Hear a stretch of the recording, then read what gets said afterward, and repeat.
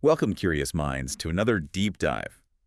Today we're embarking on a truly unique exploration. Hmm. We're doing a deep dive into a personal reflection document from 2025, and we'll be focusing on this fascinating entity known as Tommy. Right. He's one of 10 distinct subpersonalities outlined within this creative mind we're looking at. You can think of them as sort of different facets, maybe archetypes, each playing its own role inside. Exactly. And today, we're really zeroing in on Tommy, who's described as the imaginative tinkerer, the explorer of possibilities. Yeah. So our mission really is to unpack the most potent insights from this document. We want to help you understand how this specific creative force evolves, from just raw ideas into actual reality. And what's truly insightful here, I think, is that we're not just talking abstract concepts. This Yeah. reflection, the Tommy 2025 reflection.pdf file, it gives us a pretty detailed account of how a creative force like this actually matures. It feels like a rare opportunity. It really is. To understand that journey from like raw inspiration to something structured, something meaningful, it's almost a case study in creative resilience. Absolutely. So we'll uncover Tommy's core identity, his unique philosophy, and even how his musical creations, reflect this incredible internal landscape. You'll see how Tommy transformed between 2024 and 2025, and hopefully find some universal lessons there for anyone grappling with bringing their own inner world to life. Sounds great. Okay, so let's unpack this. Let's start maybe the beginning of Tommy's journey as it's laid out in the reflection. Okay. In 2024, Tommy was painted as this incredible spark. Pure curiosity, raw creativity, maybe a little bit of chaos mixed in. Yeah, the idea factory. Exactly. The idea factory, the whimsical inventor, sort of living in the sketchbook margins, Yeah. Full of half-finished concepts and this raw energy. What does that initial snapshot tell us about potential? Well, it sounds like just a pure, untamed wellspring of imaginative energy, right? Full of promise. But the document really highlights a pretty significant shift by 2025. That raw spark started to find structure How so? through something called the Snowflake soundtrack, which, we can imagine as this very personal, maybe musical journal, or perhaps a collection of self-reflective art pieces. Okay. Through that, Tommy started actually articulating his longings, his shadows, his strengths. So it wasn't just about, starting fires anymore. It was about sustaining the warmth, building something lasting from that initial blaze. And what's really compelling here, the reflection notes that songs like Under a Rock, The Funhouse, and Legacy, these reveal a newfound self-reflection. A depth. Yeah, depth. Tommy grappled with this kind of existential distance from his work, but he still chose to create, to connect, to endure. Right. He apparently stopped fearing imperfection and actually started finding joy in the process itself over just the final product. And that's huge. For someone like you listening, trying to sustain your own creative projects Yeah. that shift from product focus to process focus, Yeah. that feels like a real game changer, doesn't it? It really does. And it makes us think, how do we move from just being idea people, which is great, to being effective, resilient creators?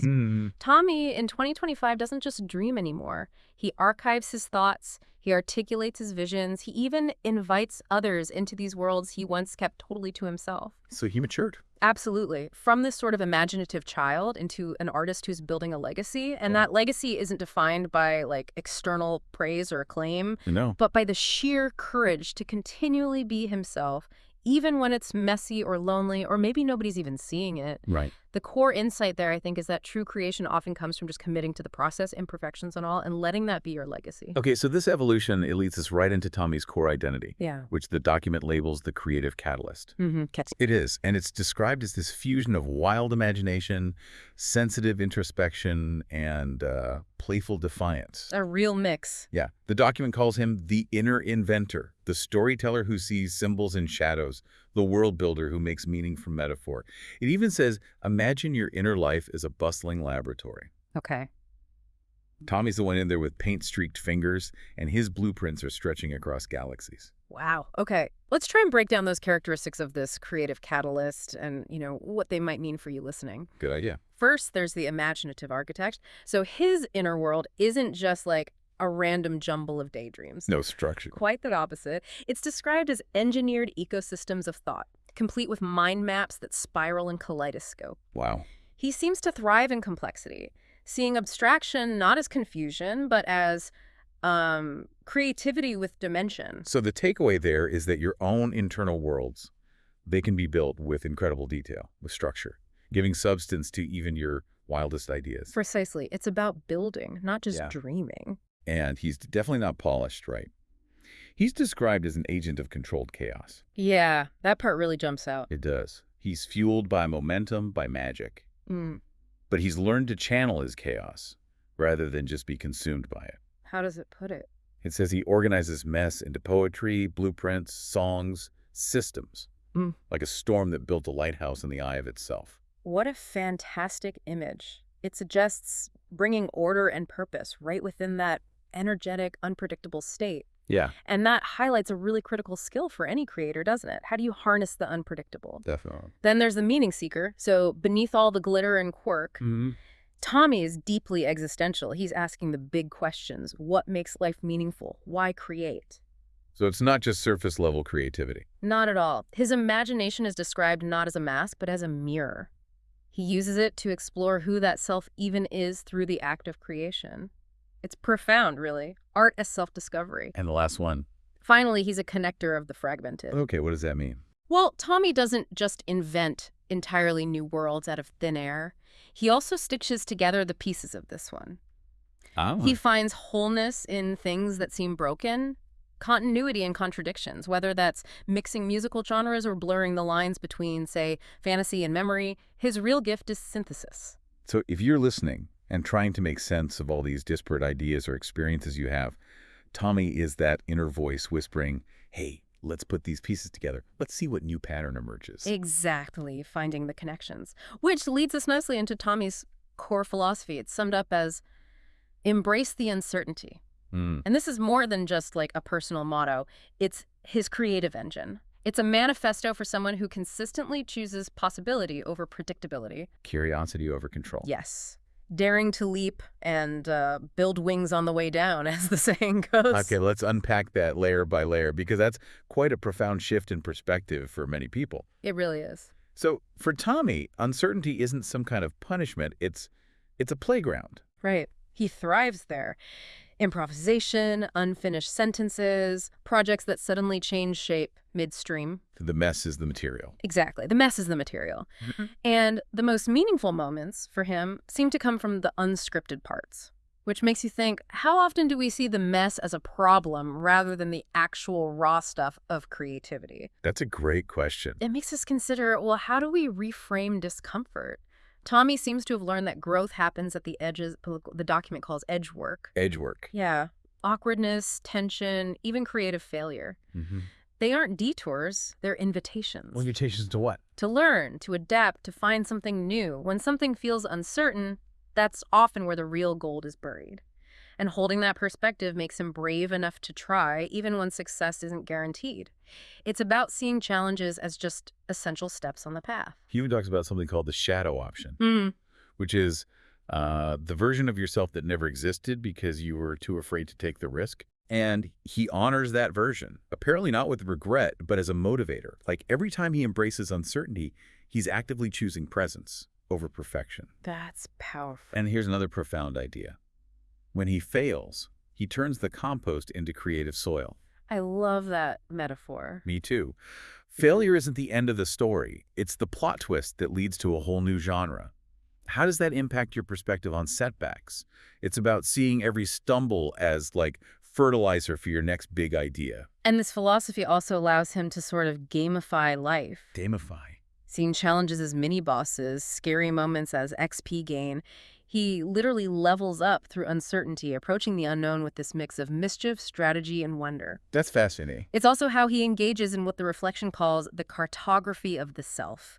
He makes the map by traveling, treating life as this unfolding atlas where every choice, every failure, every weird detour reveals a new part of his inner terrain. So the actionable takeaway for you listening might be to see your own life as this grand adventure map, where every experience, even the tough ones, just adds another layer to your unique story. Exactly. So what does this all mean for us then, this radical creative permission he seems to give himself? Well, it allows him to not know and still proceed, to be incomplete and still feel worthy, to be weird and absolutely right for him.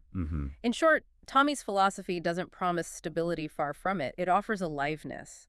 In that swirl of doubt, the fog of becoming, he's like waving a flashlight and saying, come on, this way. It's strange. It's maybe a bit scary, but it's totally worth it. Okay, the reflection then uses this fantastic analogy to explain Tommy's role. The line cook in a restaurant. Ah, yes, the line cook. Which beautifully mirrors his inner identity as the inventive artisan at the crossroads of chaos and creation. And what's really insightful about that analogy is thinking about what a line cook actually does. Right, the function.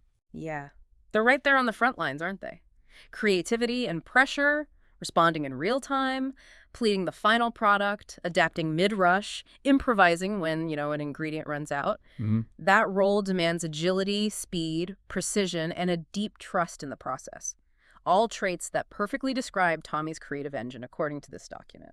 So the insight there is that execution, in the moment, is where the magic truly happens for him. Absolutely. So this line cook of your internal world, Tommy acts as the translator between the vision and the execution. He takes these high-concept dishes, ideas perhaps crafted by other subpersonalities like Val, the executive chef, maybe Tira doing the prep, Devin keeping things grounded, and he turns them into actual experiential art.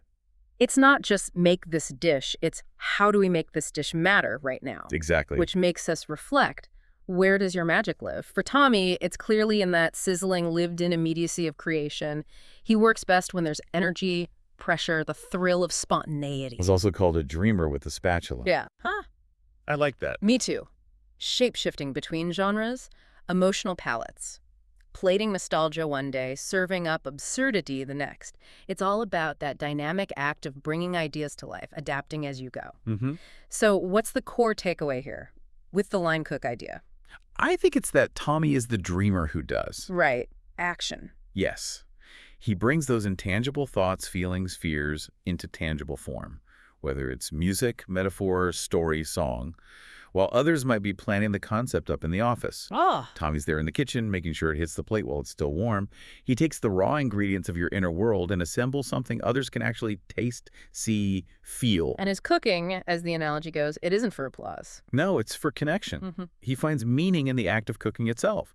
Tommy, the line cook, keeps that kitchen humming, not with ego, but with curiosity. Not for perfection, but for presence. Every dish he serves is like a love letter to the unknown, plated with care and, yes, just a hint of that controlled chaos.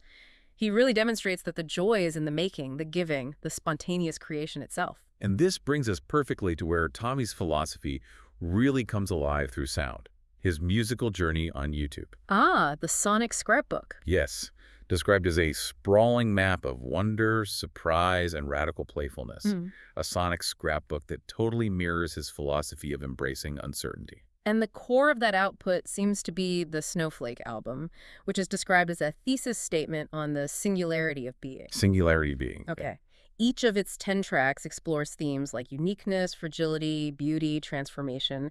And the title track, Snowflake, is noted as being the heart of the collection. How is it described? Soft but subversive, emotional but clever, whispering truths wrapped in frost. It shows how he makes something deeply personal, maybe even vulnerable, universally accessible, turning inner thoughts into shared art. And he also creates pieces like, there's a bonus track, Azima, which is called A Love Letter to His World, transforming his internal realm into this fantastical, explorable place. So it's not just escapism. Exactly. It's architecture. It shows how imagination can build structured, tangible worlds. And then he also has, like, Dungeons and Dragons songs. Right. Spell Scroll Collector and Gnome, which reinforces that identity as a curious polymath. Equal parts nerd and sage, using all these different forms to express his multifaceted interests. And what's fascinating is how diverse those musical forms are that he uses to express himself. Like what? Well, his experimental beats for VJ songs, for instance, they reflect that adventurous spirit, turning noise into pattern. Okay. And the collage plus visual companion pieces create this synesthetic experience, mapping his whole aesthetic, whimsical, layered, nostalgic, wonderfully weird. Those sound like powerful examples of how you could blend different mediums and ideas to create a really comprehensive personal expression. Absolutely. It's very holistic. And listen to this. He explores global dances, Butoh and Peking opera. Wow. Butoh, with its emotion through distortion, is described as a slow dance with darkness and absurdity. Very Tommy, the notes say. And peaking opera, which is theatrical and coded, reminds us that performance can be truth, not just disguise. So he's finding deep meaning in these diverse art forms. Yeah, and integrating them. It shows his love for movement as metaphor, culture as color. Even his songs about drinks and foods and animals are apparently packed with metaphor. Right. Schnapps and apple cider reflect mood swings. Bananas and mushrooms are quirky and misunderstood. Ah. And the animal songs mouse, otter, gecko, catfish, toucan, cicada, they speak to transformation, camouflage, finding small joys, being underestimated. It illustrates how he finds profound meaning and connection in like every little detail of the world around him, turning everyday observations into these rich metaphors for self-discovery. He even has an oxymoron song called Organized Mess. Which is a perfect self-portrait, right? Right, totally. Showing the order within his oddity. And a fictional region song about Manaheim, his magical academy, which sounds like part school anthem, part inner sanctuary. Another way to bring that complex inner world to life for others. And his chosen emotion song, it's surprise. Surprise. His signature emotion. Yeah. He thrives in the unknown, finds delight in confusion, believes the unexpected is somehow holy. It captures that spontaneity and curious optimism perfectly. It really makes you consider, doesn't it? How often do you genuinely allow surprise and the unexpected into your own life, into your creative process? That's a good reflective question. And finally, his geographic songs. They cover regions all over U.S., Canada, Mexico, China, India, Japan, Nigeria. Wow. It's like they're postcards from multiversal versions of himself, showing this deep love for cultural diversity and folklore. So it's clear this whole sonic archive isn't just music. No way. It's a diary of risk, curiosity, creative resilience. He's mapping emotional constellations, making meaning, asking better questions, and apparently dancing while he waits for the answers. Okay, so let's talk about Tommy's growth. The arc from 2024 to 2025 is described as a creative bloom. A bloom. No, I like that. In 2024, he was the soft bloom, more like a cosmic apprentice, wide-eyed, maybe unsure of his own power, living more in metaphor than in actual motion. Imaginative, yes, but hesitant. Gentle, playful, No. often avoiding discomfort. Exactly, but by 2025, he becomes the bold cartographer. Bold cartographer. No. Still whimsical, definitely, but now brave. He initiates things, he experiments, he leads with questions instead of hiding behind them. So he built those fictional worlds like Mannheim and Asimov with more clarity. Yes, and anchored abstract themes into more structured forms, and, crucially, took emotional risks expressing vulnerability and silliness without apology. That progression, it feels like a really powerful illustration of overcoming creative blocks, doesn't it? Yeah. Moving from that passive dreaming phase to active designing. It really does, and it makes us consider how do we move from just daydreaming about meaning to actively building systems where meaning can thrive? Tommy matured from just thinking about ideas to actually creating frameworks to turn inspiration into action. Using those tools we mentioned, gamification, metaphor engines, ritual to shape chaos into raw material. So in essence, he went from whimsical to wise. Exactly. By developing a more strategic yet still playful approach to his creativity. So what does all this mean for his interpersonal role? How does he relate maybe to the other parts of the self, or even how we might relate to this Tommy within ourselves? Well, he's described as the imaginative bridge. Okay. The dreamsmith who transforms uncertainty into wonder, isolation into inspiration. He's the one sketching new blueprints in the margins, lighting candles in dark corners, inviting others or other parts of the self to see the possible in the improbable. So he acts as your explorer's compass. Yeah, helping you find ideas, stay curious about yourself. He loosens up rigid thinking with metaphor, reframes heavy questions into games. His strength really lies in asking what if, until what is feels a bit more livable, more flexible. He's also the mirror of whimsy. Reflecting back those playful, non-linear, beautifully strange parts of you, and protecting those sparks from the inner critic's, extinguishing breath. So it's about nurturing your unique perspective. Absolutely. And finally, he's the weaver of worlds. Weaver of worlds. Creatively, he stitches together logic and chaos, grief and giggles, dreams and discipline. He helps you sort of prototype identities, test out philosophies, engage in structured improvisation. And remember the line cook analogy. Right. He's the line cook because he thrives in the heat of live creation, turning those raw ingredients into art right then and there. So putting it all together, Tommy is like your inner muse, your creative engineer, and maybe your metaphysical mischief maker. I like that too. The one who keeps things weird, but weird on purpose. Because he knows that in the realm of selfhood, sometimes weirdness is just another form of truth. You know, this deep dive into Tommy's reflection, it's really shown us that growth isn't always about mastering rigid structures. Sometimes it's about making peace with ambiguity. He reminds us that uncertainty isn't a flaw in the system. Maybe uncertainty is the system, and that's where the magic lives. Tommy really has emerged here as the keeper of possibility, hasn't he? Absolutely. He doesn't demand answers. He just invites experiments. He doesn't seem to seek applause. He cultivates wonder. Yeah. He's the one who shows up with a story when all you have is silence, somehow turning even your contradictions into constellations. And where others might strive for certainty, Tommy just whispers, let's explore. Where fear might freeze the future, he reminds you, hey, we haven't tried everything yet. So maybe consider this your permission slip to imagine, to wander, to begin again. In a world that so often demands perfection or predictability, what strange little idea, maybe sparked by this Tommy energy, will you let bubble up today? You never know. It just might change everything.